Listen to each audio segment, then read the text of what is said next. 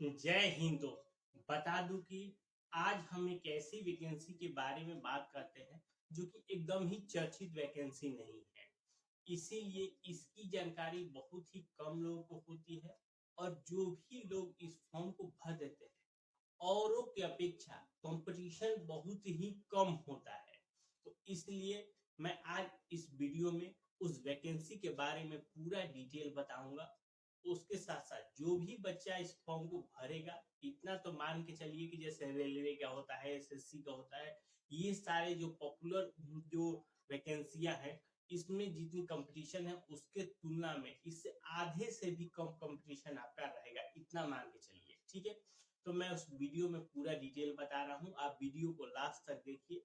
और आपको अगर ये अच्छा लगे तो आप जरूर इस फॉर्म को भरिएगा। ठीक है, चलिए वीडियो को शुरू करते हैं। देखिए, ये जो वैकेंसी है central council of research and Ayurvedic science, जिसको अगर हिंदी में कहें तो केंद्रीय आयुर्वेदिक विज्ञान अनुसंधान परिषद। ठीक है, ये है, यहाँ पे निकले हुए। इसमें मैं बता दूं कि बहुत अलग अलग तरह के पद निकले हुए हैं, जो कि ग्रेजुएशन पे है, पोस्ट ग्रेजुएशन पे है, बहुत सारे पोस्ट है, एक्सपीरियंस पे भी है।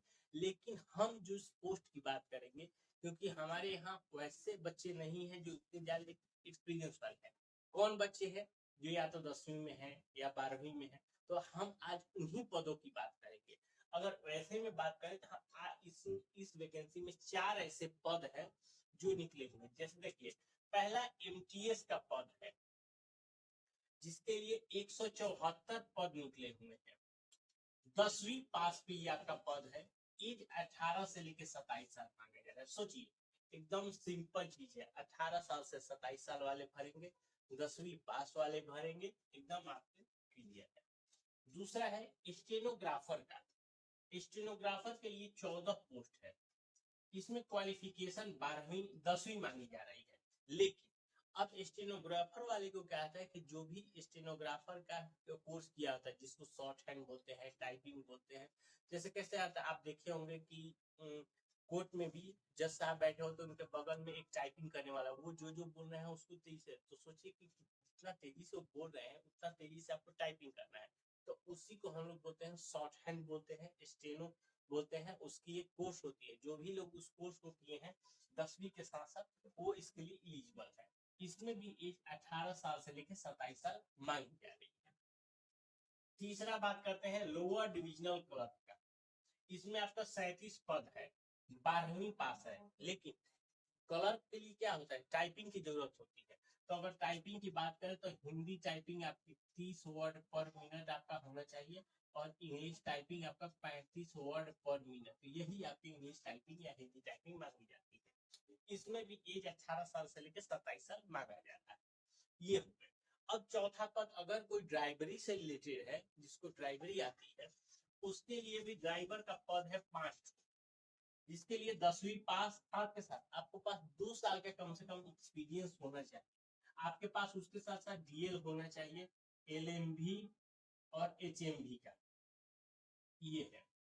इसमें भी एज 18 साल से लेकर 27 साल मांगा गया है। अब यही 4 वो पद है इसके अंदर जो 10वीं और 12वीं के बेस पे है, और सिंपल आपका है, मैं एकदम सिंपल क्वालिफिकेशन है। कोई कोई 10वीं पे है, कोई कोई 12वीं पे है। किसी किसी में अपना जैसे टाइपिंग मांगा है, किसी में स्टेनो है, ड्राइवर वाले को डीएल चाहिए, बस यही है। ये जो एज है, ये मैं बता दूं कि ये सारे जनरल का बता दिया। अगर एससी एसटी है तो उनको 5 साल की छूट दी जाएगी, और ओबीसी वाले को 3 साल। अगर मैं यहाँ पे लिख दूं, ओबीसी को मिलेगा 18 साल से लेके 30 साल, और एससी और एसटी को मिलेगा 18 साल से लेके 32 साल। ये आपका एज रहेगा। ठीक है, एज में किसी को कोई कंफ्यूजन नहीं होना चाहिए। अब देखिए, इसका जो फॉर्म है 1 अगस्त से शुरू हो रहा है, 31 अगस्त 2025 तक आप इस फॉर्म को भर सकते हैं। फॉर्म को भरने के लिए चार्ज देखिए, 200 रुपये लग रहा है जनरल वाले को, ईडब्ल्यूएस वाले को और ओबीसी वाले को। अगर कोई एससी एसटी और फीमेल है तो उसको 0 रुपए का चार्ज देना है। यानी कि जो एससी एसटी वाले बंदे हैं उनको चार्ज भी नहीं देना है, आपको अपना केवल फॉर्म फिल करना। इसमें देखिए, सिलेक्शन एकदम सिंपल है, आपको मात्र एक एग्जाम पास करना है, और उसके बाद आपका डॉक्यूमेंट वेरिफिकेशन होगा, खासकर इन सब चीजों में। हाँ, अगर एलडीसी है तो आपको हो सकता है कि तो टाइपिंग आपको टेस्ट कराया जाए, स्टेनो वाले को स्टेनो टेस्ट कराएगा, लेकिन एमटीएस वाले को ऐसा कुछ नहीं है।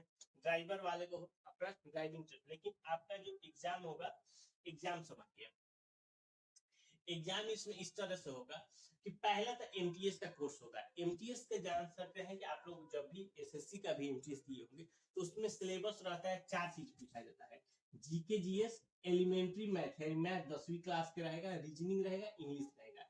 ये हो गया एमटीएस का सिलेबस। इस एमटीएस के सिलेबस से आपके 70 क्वेश्चन रहेंगे, ठीक है। फिर उसी चीज को दोहराया गया है, जीके, मैथ और रीजनिंग, इससे भी आपको 20 क्वेश्चन, तो ये ऑलरेडी इसमें है ही, लेकिन फिर भी इसको अलग से इन्होंने लिख दिया है, तो इससे भी आपके 20 क्वेश्चन। अब कंप्यूटर से आपके 10 क्वेश्चन, यानी कुल मिला के आपके 100 क्वेश्चन रहेंगे, 100 मार्क्स के, और 90 मिनट आपका समय रहेगा एग्जाम का। यही आपका एग्जाम है एकदम। अगर जो भी बच्चे एसएससी एमटीएस का पहले से तैयारी कर भी रहे हैं, वो बच्चे के लिए एक अच्छा चीज है कि उनको ज्यादा तैयारी नहीं करनी है फिर से, क्योंकि वो ऑलरेडी इसकी तैयारी कर रहे हैं, ठीक है। इसमें सैलरी मैं बता दूं कि अप्रोक्स 20,000 से प्लस शुरुआती सैलरी रहेगी, बाकी जैसे जैसे आप काम करते रहेंगे ऐसे ऐसे आपकी बढ़ रहेगी। और ये मैं बता दूं, ये वैकेंसी टेम्पोररी नहीं है, ये परमानेंट वैकेंसी है, 60 साल वाली, ठीक है। अगर इसके बावजूद भी अगर आपको कोई और जानकारी चाहिए, हमें नीचे कमेंट करके पूछ सकते हैं। मिलते हैं नए वीडियो में, तब तक के लिए।